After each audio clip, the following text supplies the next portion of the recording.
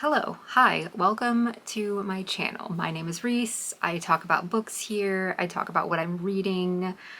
I am talking about some book recommendations today. I have a new lighting setup. Hopefully the video looks better and not worse.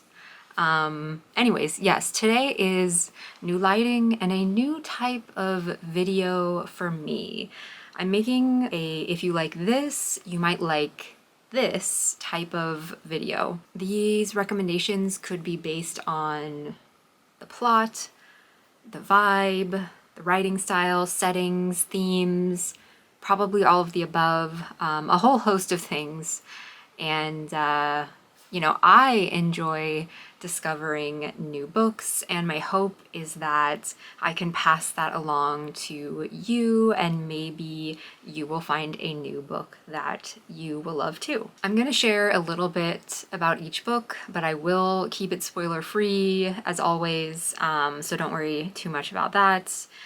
Also, if you have any book suggestions based on what I'm sharing, please leave it in the comments. I would like to know for my own purposes, but also, to share with other people who might be checking that out. Okay, we have 3 pairings today, and actually, okay, we have 2 pairings, 2.5 pairings, 2 like solid, like here and here, and then we have like a bonus one because I couldn't leave us with just 2. We had to do like 3.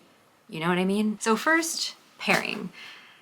If you liked Our Wives Under the Sea by Julia Armfield, I think you might like The Seas by Samantha Hunt. And this of course works the other way around, obviously. If you've read The Seas and you haven't read Our Wives Under the Sea, yes, it goes both ways. Both of these books are about the sea. You perhaps could figure that out because of the titles, but they also are both beautifully sad depictions of loneliness, grief, and loss, which sounds like a real bummer that I'm talking about that, but they are so good and so emotionally impactful.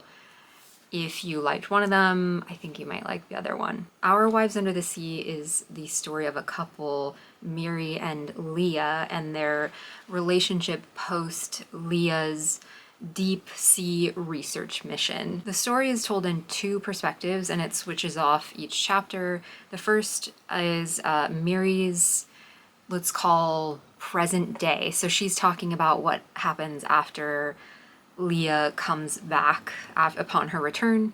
And then the second perspective is Leah's, and she's telling what has happened on this mysterious and basically kind of catastrophic mission. That's not a spoiler, you kind of know something weird has happened. Yeah, the book, pretty sad, kind of wrecked me. It's love, loss, grief, all of those things, loneliness, isolation, definitely a slow descent into all of those things, and also, I guess, the ocean. It's a portrait of their relationship after this mission, this incident, where something isn't quite right, but of course I found it really applicable to any relationship where one person is changing and the other person is not changing with them, and they're kind of left to deal with that, if that makes sense. Very intense, very heart-wrenching. I'll also say pretty suspenseful. I felt the way that things unfold, how that was written, was really well done. Now, The Seas by Samantha Hunt is kind of like a coming-of-age story of an unnamed narrator who lives by the sea, and she falls in love with a man who's 13 years her senior. I believe he's a war veteran, yes. So lots of loneliness and yearning. Grief and loss are a big part of this one as well. Yeah, I read this one about 2 years ago. It's really stuck in my mind. There were a few passages that I remember underlining and thinking, this is great. Yeah, very, very powerful. I think these are an excellent pairing together with those shared themes. And it's not just that they're set in and around the sea, but the ocean is kind of this something unknown. It's something powerful in both of these that the ocean represents. Both of these books deal with parent-child relationships in ways as well. And I may have already said this, they're both pretty dark. Not like horror dark, although I'll say I've seen some descriptions of Our Wives Under the Sea as like sci-fi horror, and I mean, I can see that, but I wouldn't let that deter you if you're not a horror sci-fi fan. Like that's it, I wouldn't classify that as someone who has read like other works that are heavily into that. One other thing I'll add is if Our Wives Under the Sea is more like sci-fi leaning, I'll say The Seas is more fantasy, magical realism leaning. But again, I wouldn't put them solidly in either of those camps. They're just sort of vibes, you know what I mean? Second pairing of our 2.5 pairings. If you liked Beautyland by Marie-Helene Bertino, I think you might like Pure Color by Sheila Heti. This is actually what inspired this video because I recently finished reading this and wow, the shared vibes between these two I could not ignore. I had to make this video. Yeah, if you want a weird, unconventional story, look no further. Both of these books provide an interesting take on what it means to be alive in this world. First off, Beautyland is the story of an alien that comes to live here on Earth as a girl in the 1980s in Philadelphia. It's a coming-of-age story, love, friendship, yearning, the meaning of existence. This one is funny. I was laughing out loud, but it's also like very touching and emotional, and it's the perfect blend of like I am laughing and then on the next page I'm crying and then I'm gonna laugh again. So if you haven't read Beautyland, I have a whole review video just on this book where I go into a little bit more detail. I'll link that here or there. This was one of my favorite books that I read last year or the year before. I can't even remember, but yes, it's actually, we'll say, one of my favorite books that I've read in the past 5 years. Past 10 years? Maybe. Probably. Now you might be asking about this story, an alien? What? This book falls within a genre of book that the author has talked about called disrupted realism. It's realism, but there's just something that's like a little offbeat, quirky, weird. In this case, our main character, Adina, happens to be an alien who communicates with her alien superiors via a fax machine. The way I understand it is like magical realism is more like fantasy, kind of, whereas disrupted realism is more like, yeah, we're solidly in the real world with real laws of physics, but there's just something about it that's different. That's the best I can do. I would love to make a dedicated video talking just about disrupted realism. And really what I mean is I would love to read just a bunch of disrupted realism books and then talk about it and, you know, do a little video essay about it because I love doing that kind of stuff.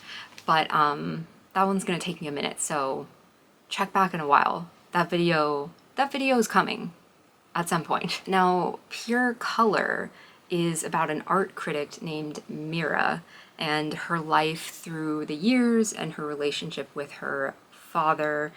but it also frames this story in this like larger, broad perspective of the types of people that exist in the world, and it sets that up right from the beginning. I found it to be really fascinating. It was unlike anything I've read in a while. And then when it comes back and it's woven throughout, it's just really beautiful. You can think about it like a framework for the types of people in the world and why these types of people are here and what happens after life ends. It's really amazing. The writing is beautiful. I loved this so, so much. Outside of just the like kind of meaning of life vibes that I got, I will say the other thing that really made me think these books would be a great double feature is that both Adina from Beautyland and Mira from Pure Color are kind of loners. Big, like, Amelie vibes, if you know that movie. Both books also deal with parental relationships, and they both deal heavily with loss and grief, which I guess so do Our Wives Under the Sea and The Seas, which is like, maybe we're circling around a commonality themes in things that I read. But anyways, both Beautyland and Pure Color deal with art in a way, whether that's visual arts or writing. Pure Color is more unconventional in its storytelling, which sounds kind of funny to say because Beautyland is about an alien, but I guess the way I'll describe it is that it's a little more heady and the writing leans more poetic. If Beautyland has like sharper writing, it's more comedic, it's like a little lighter almost. And I wasn't necessarily laughing while I was reading Pure Color, I was more like mesmerized, if that makes sense. If I was enchanted by Beautyland, I was entranced by Pure Color. That's alliteration, I guess, maybe. Yeah, and back to what I was saying earlier about all of the shared themes, grief, love, loss, parental relationships. If you liked one of these books, there could be a chance that you might like any of the four. So, yeah, know that. If you have any questions, specific questions, let me know in the comments. I will happily answer and discuss more about these books. Okay, and because I couldn't just leave it at 2 pairings, we had to go with an odd number. We have our half pairing, and that is if you are a fan of David Sedaris, Sedaris probably. I think you might like George Saunders. In my high school French class, many years ago, my French teacher printed out and distributed one of the short stories from David Sedaris's Me Talk Pretty One Day, which pretty much shaped who I am as a person after I read that, because I was like, this is the funniest thing I've ever read in my life. I think it is the story titled Me Talk Pretty One Day. If you aren't familiar with him, he is a comedian, an author. He writes, I guess you can say, memoirs? Short memoirs. He has many books. I'm sure he's written other things. I know him primarily for his memoirs. He has a very funny family as well. Having read that by him, then I went out and I purchased the book, and it was like such a defining moment in my humor and my tastes and all of these things. I bring him up in this half pairing to also talk about George Saunders, who is primarily a fiction writer, but he writes a lot of short stories. One of my favorite works of his is Pastoralia, a book of short stories and a novella. I've read other works of his. He has an excellent book on writing, but yes, the pairing. There's some similar vein between the two of these authors, writers, and I just think if you like one of them, you're probably gonna like the other one. So that's my half pairing gift to you in this video of just a few pairings. Okay, that's it. Let me know if you liked this video, if you want to see more videos like this one. I think I could probably make some connections. I could make more like abstract connections. I could definitely make movie and book pairing connections. I'm experimenting, I guess is what I'm saying. Yeah, if there also is another type of video that you're curious about, that you want to see from me, let me know. Yeah, I'm experimenting. I hope you're having a great day, week, evening, morning, afternoon. I hope you're in the middle of a 5-star read. Let me know what you're reading. Thank you so much for watching this. I appreciate you spending time listening to me talk about books, leaving comments, chatting, all the things. Yeah, I will see you in the next video. Thanks. Bye.